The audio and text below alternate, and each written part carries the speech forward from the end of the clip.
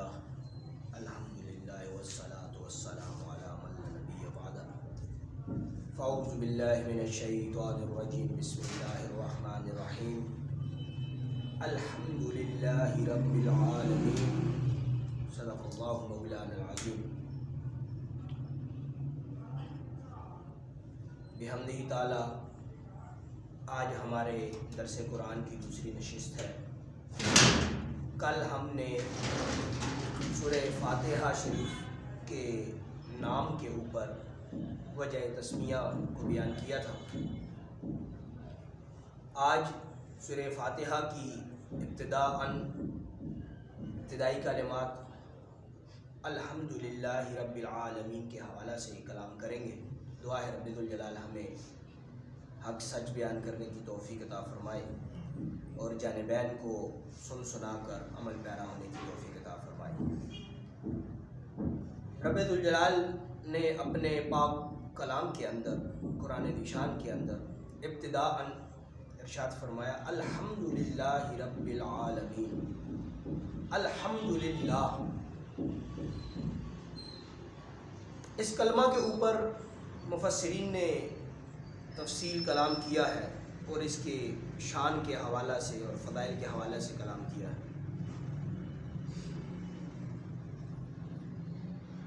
ایک مقام کے اوپر حضرت عمر فاروق رضی اللہ تعالی عنہ آپ نے مولا کائنات حضرت علی رضی اللہ تعالی عنہ سے سوال کیا۔ اسی تفسیر کے ضمن میں حضرت عمر نے سوال کیا کہ اے علی، ہم نے لا الہ الا اللہ کو سمجھا، اللہ اکبر کو سمجھا، سبحان اللہ کو سمجھا، مگر یہ جو الحمدللہ ہے یہ کیا ہے؟ اس پر مولا کائنات حضرت علی رضی اللہ تعالیٰ آپ نے ارشاد فرمایا کہ اے عمر،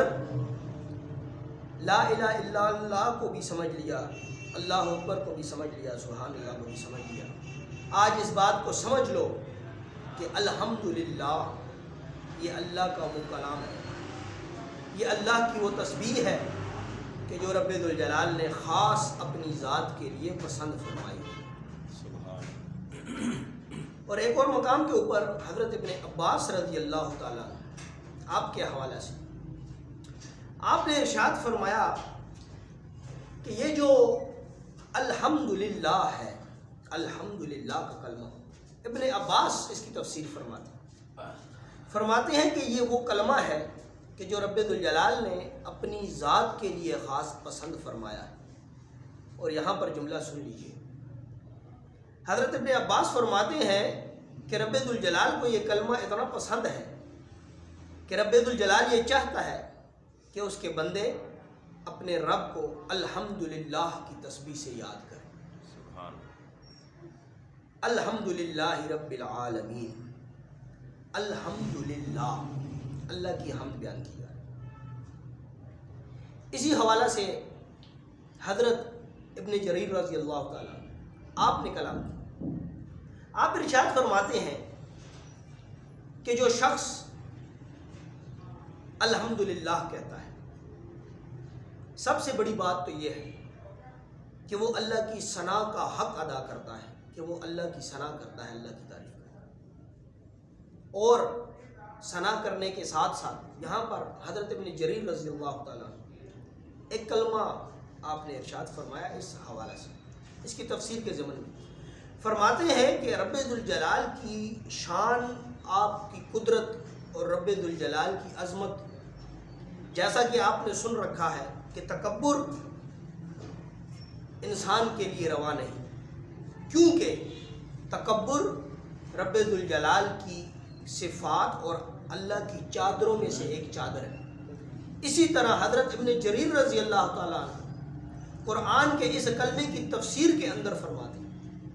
کہ جس طرح تکبر انسان کو روا نہیں کیونکہ یہ اللہ کی شان میں سے ایک شان ہے، حضرت ابن جریر فرماتے ہیں اسی طرح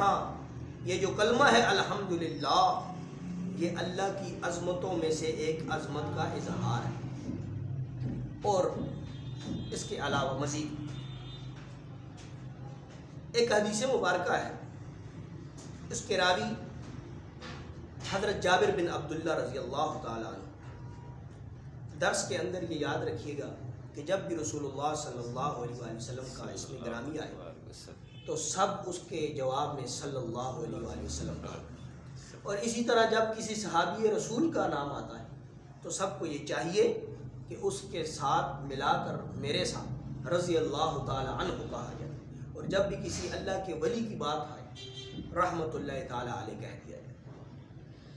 تو حضرت جابر بن عبداللہ رضی اللہ تعالی عنہ قرآن کی اس تفسیر کے حوالہ سے آپ نے کلام کیا.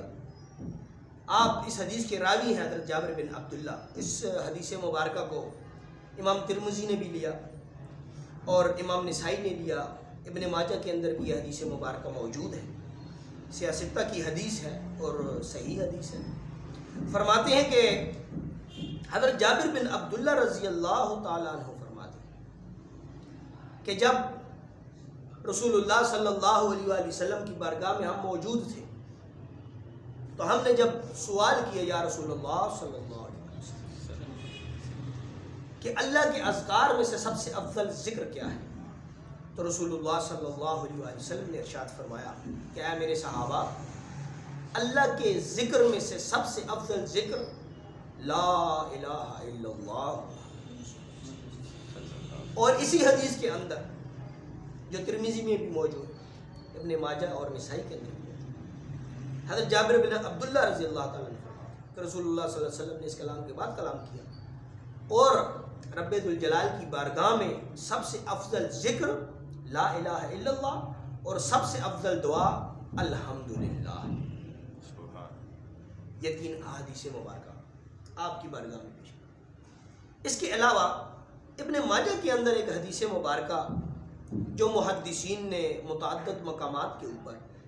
جب قرآن کی تفسیر شروع ہوتی ہے الحمدللہ رب العالمین کے حوالہ سے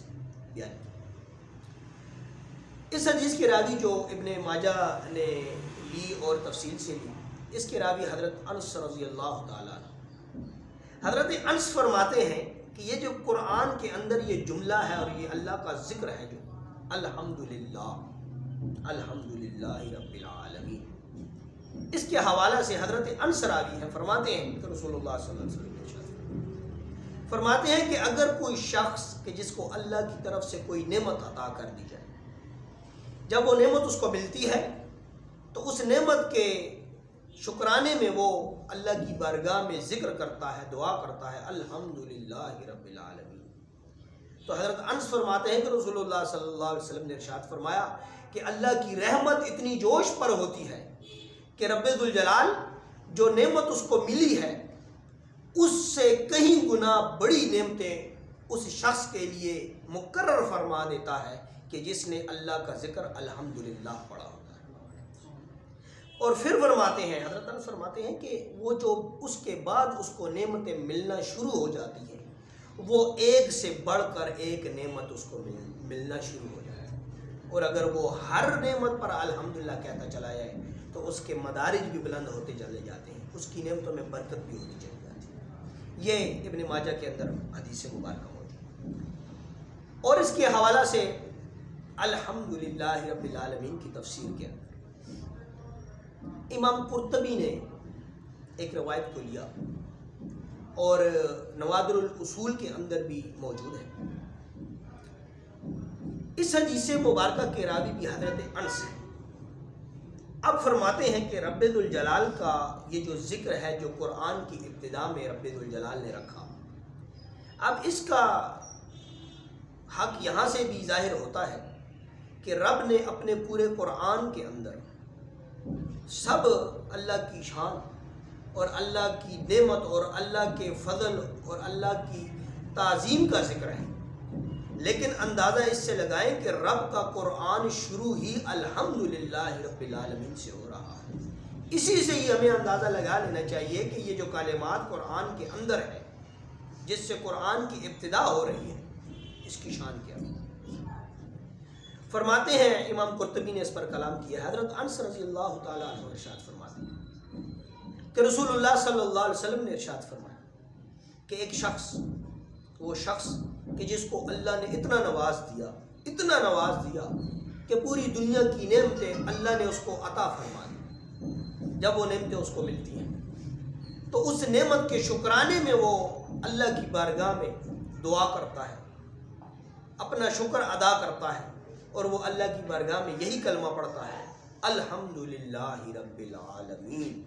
جب وہ یہ شکرانے کے طور پر یہ دعا کرتا ہے تو حضرت انس رضی اللہ تعالیٰ عنہ راوی ہے، رسول اللہ صلی اللہ علیہ وآلہ وسلم نے ارشاد فرمایا کہ ایک طرف تو دنیا کی ساری نعمتیں ہیں، وہ ایک طرف، اور جو اس نے اللہ کا ذکر کرتے ہوئے الحمدللہ کہا وہ اس سب سے بھاری ہو جاتا ہے۔ اس پر سوال ہوا امام قرطبی، کیونکہ علماء کے ہاں جب بھی کوئی کلام ہوتا ہے وہ دلیل سے ہوتا ہے، علماء کا یہ خاصہ ہے کہ وہ دلیل کے بغیر کلام نہیں کرتے، وہ جو کلام کرتے ہیں اس پر وہ اس بات کا حق رکھتے ہیں کہ اگر وہ کلام سنیں تو اس پر دلیل مانگیں، اور یا کلام کریں تو اس پر دلیل دیتے ہیں۔ امام قرطبی سے جب سوال ہوا کہ آپ نے یہ جو اس پر حدیث پر کلام کیا اس کے حوالہ سے، امام قرطبی فرماتے ہیں کہ ایک طرف تو پوری دنیا کی نعمتیں اور برکتیں ہیں، دوسری طرف اللہ کا ذکر ہے، اور اللہ کا وہ ذکر جو قرآن ذی شان کی ابتدا میں ہے، اور وہ شان کے جس پر متعدد احادیث مبارکہ ہیں جو ابھی بیان ہو چکے ہیں۔ فرماتے ہیں امام قرطبی فرماتے ہیں اس کی تفسیر کے اندر، امام قرطبی فرماتے ہیں کہ جو نعمتیں ہوتی ہیں دنیا کی، چونکہ دنیا فانی ہے، جس طرح دنیا کی ہر نعمت نے فنا ہو جانا ہے،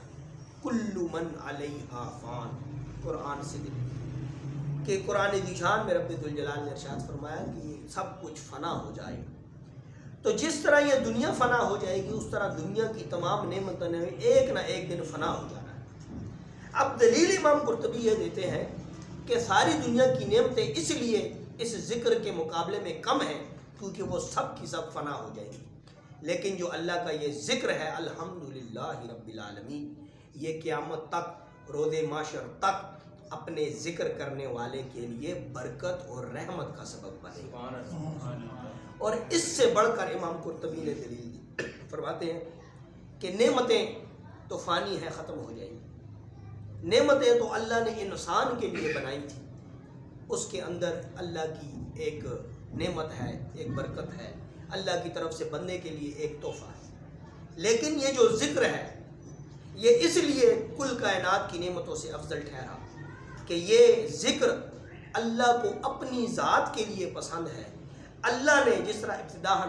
میں نے ابن عباس رضی اللہ تعالیٰ عنہ کے حوالے سے جو کلام کیا کہ الحمدللہ جو کلمہ ہے اس کو رب نے پسند فرمایا اپنی ذات کے لیے۔ جب بندہ خدا الحمدللہ رب العالمین کہتا ہے تو رب کی ذات خوش ہوتی ہے، اس لیے یہ نعمتیں سب کی سب فنا ٹھہری، اور دوسری طرف یہ ذکر اللہ کا اس لیے افضل ٹھہرا کہ یہ بندے اور اللہ کے درمیان رابطے کا سبب بنتا ہے، بندے اور اللہ کے درمیان رضا کا یہ سبب بنتا ہے، اور اللہ کی مزید نعمتیں برکتیں بندے کی طرف متوجہ ہوتی ہیں۔ تو کہنے کا مقصد یہ ہے کہ الحمدللہ رب العالمین۔ آج کے درس میں اگر ہم نے فقط یہ جملہ ایک سیکھ لیا کہ یہ قرآن کی ابتدا اتنی عظیم ہے، اس کا جملہ کتنا وزنی ہے، اس کی شان کتنی افضل ہے، صرف آج کے سبق میں سننے والوں کے لیے اللہ کی طرف سے یہ بھی ایک تحفہ ہے، ایک نعمت ہے، ہمیں اس پر بھی الحمدللہ رب العالمین کہنا چاہیے کہ رب ذوالجلال نے ہمیں دنیا کے کاموں سے نکال کر، دنیا کے نفسانی خواہشات سے نکال کر ہمیں رب ذوالجلال نے قرآن پڑھنے، پڑھانے، سیکھنے، سکھانے، سمجھنے، سمجھانے اور اس پر عمل کرنے کی توفیق عطا فرمائے۔ اس پر ہم سب ایک بار مل کر الحمدللہ رب العالمین کہیں۔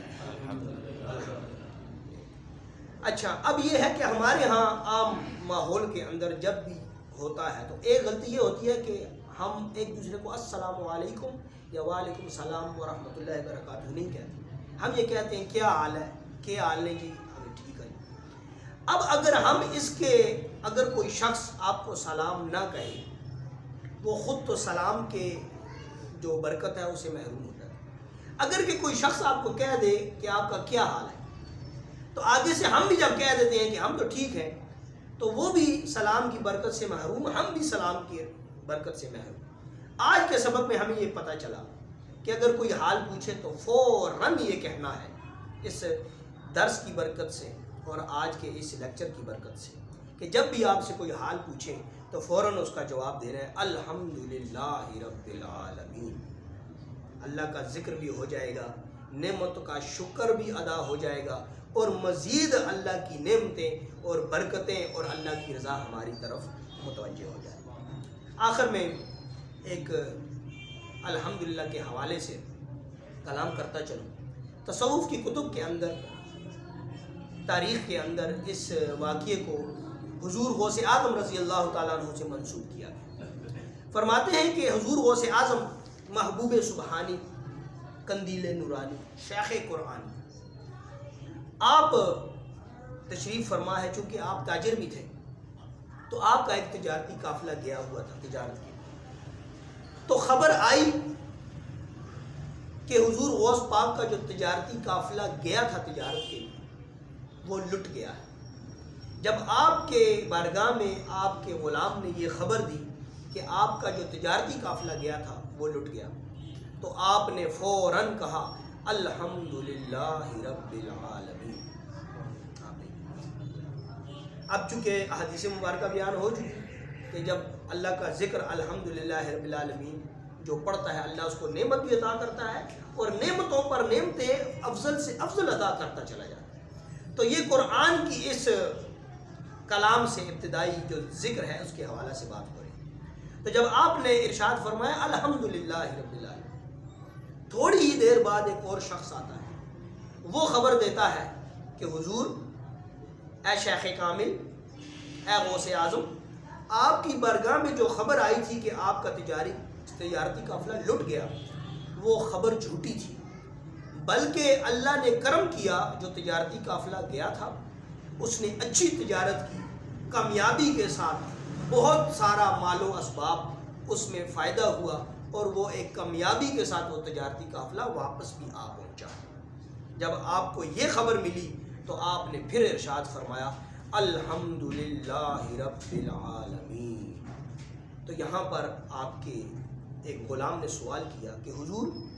جب تجارت کا قافلہ جو تھا، قافلے کے لٹنے کی خبر پر بھی آپ نے الحمدللہ رب العالمین کہا،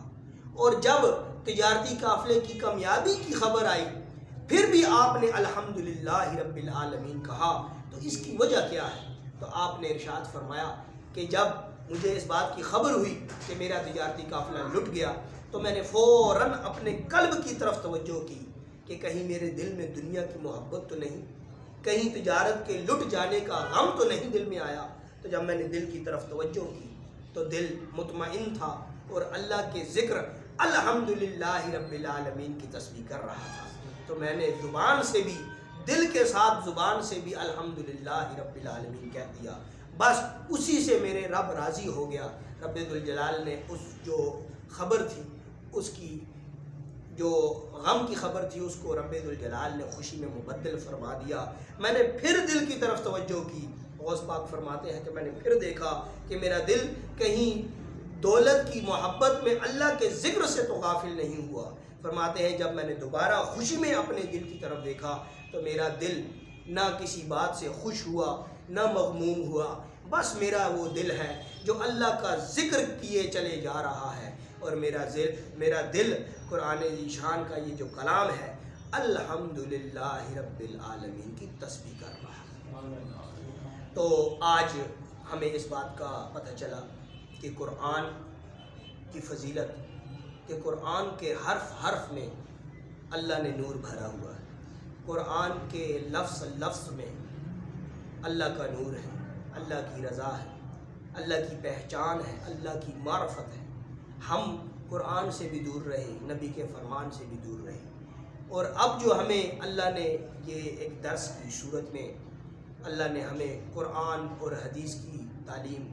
سننے سنانے، پڑھنے پڑھانے، سمجھنے سمجھانے اور اس پر عمل کرنے کی توفیق عطا فرمائی ہے، یہ اللہ کا ایک بہت بڑا کرم ہے۔ آج کے سبق سے ہم نے یہی سیکھا کہ چاہے خوشی ہو چاہے غم ہو چاہے جیسے بھی حالات ہوں، ہم نے آج قرآن سے یہ لفظ سیکھ لیا کہ ہر حال میں ہم نے الحمدللہ رب العالمین کی تسبیح کرنی ہے، اللہ کا ذکر کرنا ہے اور اللہ کی رضا کو حاصل کرنا ہے۔ دعا ہے رب ذوالجلال حمل خالص کی توفیق عطا فرمائے اور ہم سب کو قرآن ذیشان کے ان فرامین پر عمل پیرا ہونے کی توفیق عطا فرمائے۔ وما توفیقی الا باللہ۔